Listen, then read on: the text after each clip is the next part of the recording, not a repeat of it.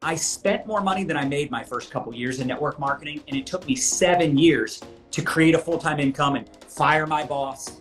It took me 16 years to become a seven-figure earner. So I think people need to have some perspective and realize that this is a business, it's not a job. You can work as much or as little as you want. You can make as much or you can make nothing as you, right? It's all about what you put into it. And everybody's different, right? It's like going to the gym. Some people get quick results because they work out more often, they show up more often, they stay longer, they actually lift weights. You know, the fact of the matter is everybody's different. Not everybody's gonna get the same results in the same period of time, but if you keep going and you work on yourself and you develop the skills and you develop the mindset, because a lot of it is in our head, right? People will say, well, I don't know that many people, or I'm not comfortable doing videos, or I don't know how to do this, and I don't know how to do that, and I'm not knowledgeable about the products, and I don't understand the comp plan. It's like, great, welcome to the club.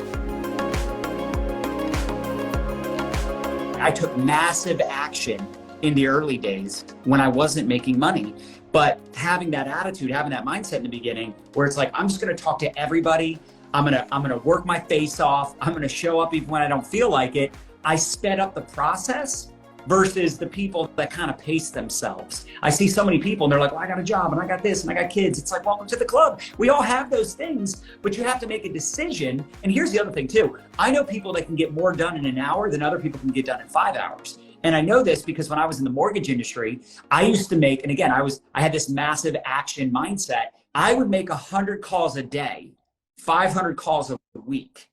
Even when I had 10 loans in the pipeline, I would make more calls in one day than some people would make all week when I was a mortgage banker. So it's all about work ethic. It's all about, write this down for those of you taking notes. It's about becoming efficient and effective. Learn how to be more efficient, more effective. So if I get better at talking to people, I get better at marketing, better at follow-up, better at identifying people and where to spend my time and answering questions and not wasting time on things that don't make me money. It is amazing how efficient you can become. And you can not only build a business, but build a life around your business, or really build your business around your life, which is what I think most people want. They want the freedom.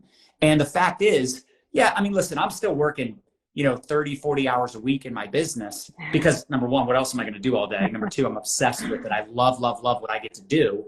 But at the same time, I get to travel. I get to wake up when I'm done sleeping. I get to spend a lot of time with my wife and my kids and doing the things I want to do. And I think that's the piece that is so attractive about this. And this is why I try to get people to think long term, because if you look at traditional business, in traditional business, your goal is to build a business that one day you can sell it, you can will it to your children. You don't look at it the same way you do a job. A job, yeah. Exchange time for dollars. You show up, you get paid. You show up, you get paid. You show up, you do the work, you're getting paid. If you stop showing up, you stop getting paid. When you build a business like this, eventually you can stop working. And guess what? I have thousands and thousands and thousands of customers all over the world, most of which I've never talked to that don't know I exist. They don't know me, but they were introduced by someone else on the team. And those customers are going to buy products every month, use the products every day, whether or not I get out of bed in the morning. Now, again, takes time to build it, but that's why we do what we do, so that one day you don't have to work, or God forbid something happens to you and you can't work, your bills are still taken care of. You still have money coming in. And I think that's the piece that we have to remember, that, yeah, sure, for most of us, it's probably going to take some time for us to build up a business, a foundation where the income is going to be significant enough to cover our bills and create that full-time income. Like I said, it took me 7 years. Some people it takes 7 weeks. Everybody's different. But at the end of the day, it doesn't matter how much you make in the short term. It matters what you make in the long term. I love that. I wish I had 5 hours with you. There's so many things like I would want to dig into on that. Massive action. When you take a lot of action,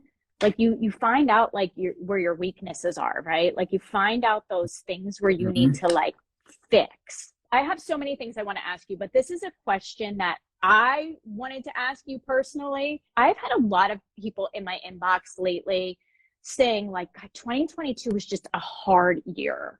Like it was just a hard year. And it was. What I want to talk about is like solutions. Like how do you not have, if it wasn't such a great year for you in business and life, and some of this may be your fault, and some of this may be things that you just can't control. There was inflation, there was a lot of external things, right? So what would you say to the people that maybe didn't have such a great 2022? What can they do in 2023 to make their businesses more profitable, run better? Like, what would be your suggestions for that?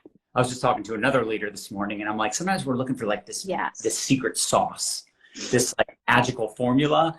And, you know, of course, there are some things that like you could tweak. There's things I could do better. I've been doing this 21 years. I'm still a work in progress. Just ask Nadya. I think it's important to know that everyone's got weaknesses, like you mentioned. So whatever you lack, you attack, especially if it's something worth doing. Like it's worth getting good at video. It's worth getting good at, nurturing relationships. It's worth getting good at selling product. So when someone says, I'm struggling with selling product, it's like, okay, so what are you doing about it? What are you doing about it? Like, how are you getting better? Because anyone that struggles, everybody struggles with something, by the way, number one. Number two, anyone that struggles with something, the way they got over it, the way they overcame it is by becoming a student. The way I got so good at network marketing is doing video after video after video. And before I was doing videos, by the way, I was doing home meeting presentations, hotel presentations. And I want to point this out. And I have to keep telling my daughter this because she has a deep fear of public speaking, just like me.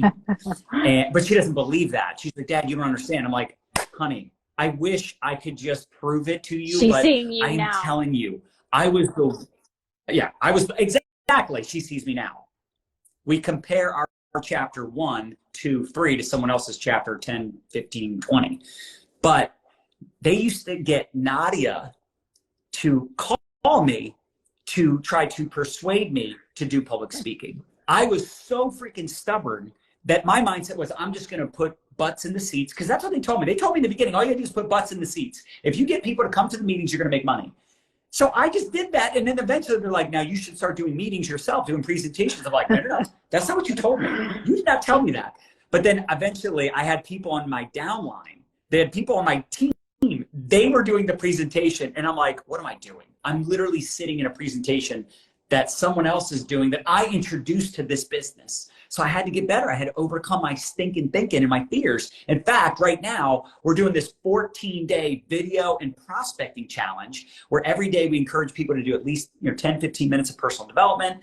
We encourage them to do a gratitude journal where they write down 10 things they're grateful for. And then we encourage them to do a reel or a TikTok and or a live video every day. And they're getting points and there's accountability because there's a bunch of other people doing it. We got a special hashtag. It's like, you got to put yourself in uncomfortable situations and you need to invest in yourself, reading the books, attending the seminars. Unfortunately, like even a conversation like this, because it's a free conversation that people can tune into. Look, when you pay attention. I think it's really time to double down. It's time to get uncomfortable because success lives outside your comfort zone. And Brene Brown has a quote that I quote all the time. I love it. Choose courage over comfort. Choose courage over comfort. Stop, doing the things that you've been doing that aren't working, right? Like some people say, well, I'm struggling with this or I'm struggling with that. It's like, okay, it's time to make a change. It's a new year. There's no better time than right now to get started with doing something different, whether that's starting the business, mastering a skill, whatever that looks like, getting healthy in the new year, right? Best Me 23. We got that going on with our company. So I just think it's making tough decisions because there's always more that you can do. The caveat to that is sometimes we bite off more than we can chew. That's where you have to be careful because some of us, we're having the opposite problem. We're trying to do a YouTube channel, a podcast. We've got Pinterest and LinkedIn. We're doing TikToks and Reels and you're doing way too much. You need to focus. It's the same thing with people that are like, oh, multiple income streams. The average millionaire has 7 income streams. It's like, yeah, but they focused on one thing to become a millionaire. And then they diversified their income with investment opportunities, or they launched something that was aligned with their business, right? So like, as an example, we sell courses, we do affiliate marketing, and the affiliate marketing I do, it's like I'm promoting someone else's program. and I earn commissions when someone buys through my affiliate link, or I might be promoting an event of some sort and I'm going to be speaking at the event, right? So there's ways to put yourself out there and find, everybody should write this down, exposure agents in the new year. Like maybe there's speaking opportunities. Maybe there are opportunities to do a training or do a challenge in someone else's Facebook community. You don't necessarily always have to have your own thing. You can pop into someone else's group, pop onto someone else's stage, right? If you get that opportunity, and just networking and getting your, as Nadya would say, your connective tissue out there. Because eventually, if you build a personal brand, you can create those multiple income streams. You'll generate leads. You'll build a community. You'll have the ability, like we do today, to connect with people that actually know who you are, trust you, follow you, respect you. Like Nadya had a video go viral on TikTok just the other day with like 370,000 views. It's like a 7-second video. She does a great job, right? But she's done countless videos that haven't gone viral, but this one did. And from this one video, thousands of followers, new followers that we can connect with, we can build a relationship with. They might follow us on Instagram. They might watch our story, buy some collagen, buy some of our weight loss, right? They might raise their hand that they're interested in earning income. So I think ultimately it's to get better at the marketing piece, building a brand, getting yourself out there, putting yourself on virtual stages, or even if you can get, in your local market, you can get out there and build those connections, build those relationships. And then on top of that, having conversations every day. You got to be having conversations every day about your products or opportunity. And it's tough because, Jennifer, so many people are like, well, I don't want to have commission breath and I don't want to be a spammer. But it's like, yeah, obviously I'm one of the ones that I teach and preach this, not to be a spammer, not to be an infomercial. But at the same time, you can't sit back twiddling your thumbs waiting for people to ask you about your product or opportunity. You've got to be proactive. So if people aren't asking you about your products or opportunity, and even if they are, imagine how much more damage you could do if you're asking people to take a look. Look, there's 3 ways to find out if someone's open to your business. It's to lead with your product, lead with your business, or ask for referrals. That's it. Your goal, look, write this down. You're a professional conversation starter.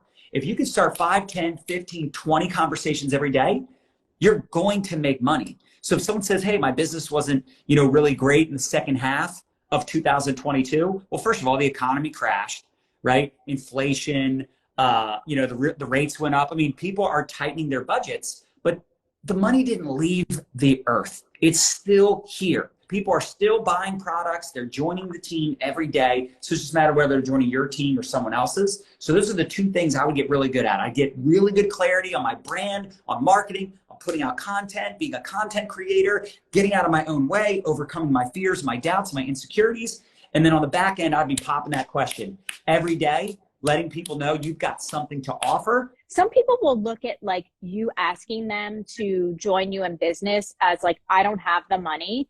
And then there'll be other people with the mindset is, I don't have the money, but I need something to help me supplement or make money. Yeah. So you kind of just got to sift through the people, would you say, John? Yeah. Like you got to sift through the duds to find the studs. Exactly. No more excuses. It's time to make money. It's time to grow a business. You have all the potential in the world. Anyone can do this business. They really can, because you don't have to have a lot of money. You don't have to do it full time. You don't have to have a lot of experience. You just have to be positive, coachable, and have a work ethic. Like, you have to be hungry enough to put forth the effort.